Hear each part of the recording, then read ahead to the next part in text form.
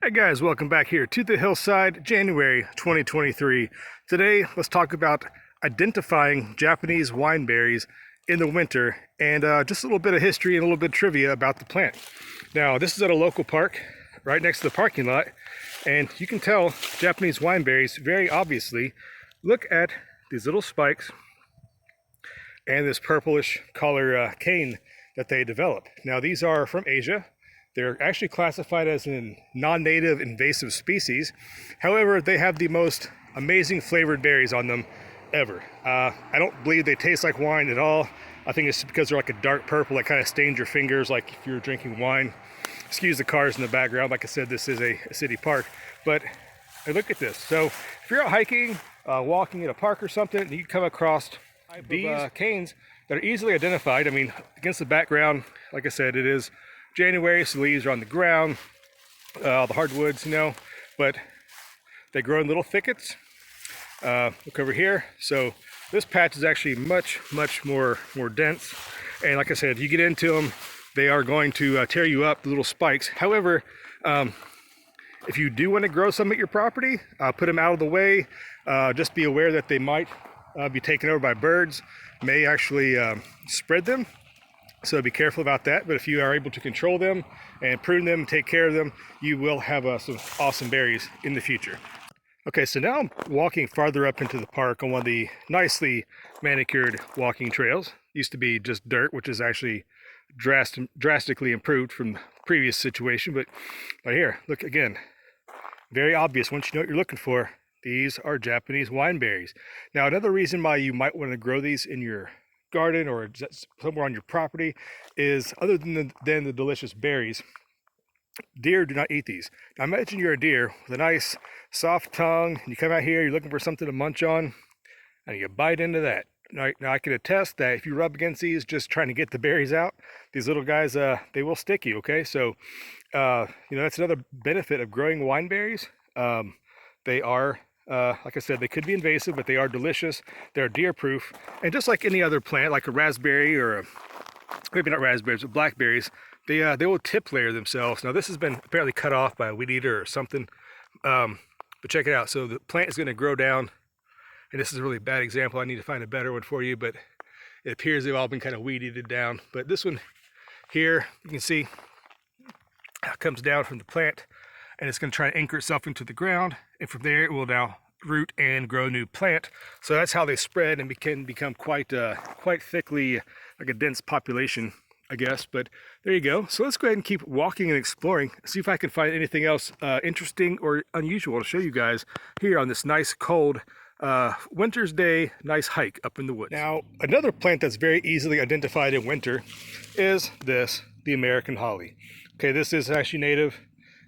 Grows all over this area, and in the summertime it does kind of get hidden by the green growth and the leaves of the forest, but in the wintertime it's the only thing green really around. It's very easy to detect where they're at, so if you're interested in locating a American holly tree, winter is the best time to do it, in my opinion, because there's really nothing else to obscure your vision. So there you go, up close. Yes, these are very spiky. I don't know if this has had berries on it. This is probably a male tree.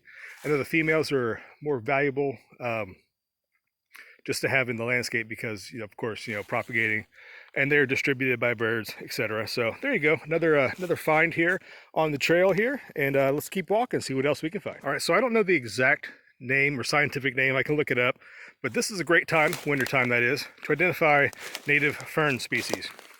They're standing out, they're evergreen. They're like the moist, shady areas. So this is a nice, moist, kind of shaded hillside. And if you look close, you see one, you start noticing them everywhere. They're up here, over here, down there, and even just right next to the trail. I mean, these guys are quite populated in this area. So yeah, so like I said, wintertime, just because things aren't growing doesn't mean it cannot be useful for helping to identify the location of plants, or just learning where some things are at in your on your property, at a state park, anywhere else. A walking trail such as this just kind of helps you block out the distractions of all the other vegetation growing in the summer and spring, and what's left is more easily identifiable. So I'm trying to say. So we're gonna keep walking.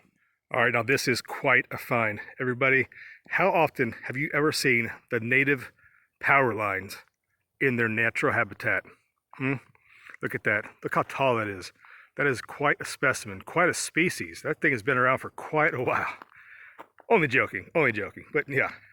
So this is actually, I think the trail was paved here because of the access to the power line. I think they're putting some new stuff in. So I think the park actually negotiated with the power company or whomever it was putting work up here that they actually paved and graveled, paved is the wrong word, graveled and manicured these trails. Like I said, it was just an old muddy, just, trail through the woods, but now it's very easy to walk on. It's it's about 40 degrees out, maybe not even that, but it is pleasant. It's a nice day for a walk out here exploring. So get out, explore your nature, explore your parks. This is only maybe a couple miles from my house, but if you didn't know any better, you wouldn't think that you're just right outside of a big city, right? So it doesn't take far to get out into nature. These guys here, looks like the park has put in some pull-up bars. There have actually been several of these along the trail. I think they do some I don't know if they're Spartan races or kind of off-road things where they have stations set up, they run this trail and then you stop and have to do an event, etc., etc. So yeah, do get outside, and you never know. So many people probably don't even know what's just outside, It could be anything. It could be just a nice little walking trail. You never know what you might find. And like right here, another American holly just off the side of the trail here. So isn't that pretty neat? So see if there's anything else on the trail. I don't want to make this too long of a video.